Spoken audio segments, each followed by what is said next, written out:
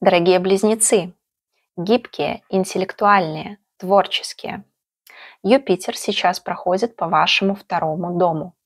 И там он благословляет ваши финансы, речь, вопросы, связанные с семьей и пищей.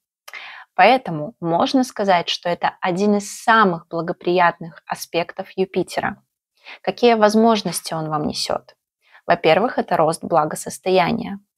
Могут появиться новые источники дохода, особенно связанные с недвижимостью, пищей и семьей. Вы можете, кстати, приобрести недвижимость в этот период. Касаемо речи, сейчас она у вас становится мудрой и весомой. И, пожалуй, главный совет на этот период для вас – говорить осознанно, потому что ваши слова привлекают деньги. Смело инвестируйте в себя и свои ценности.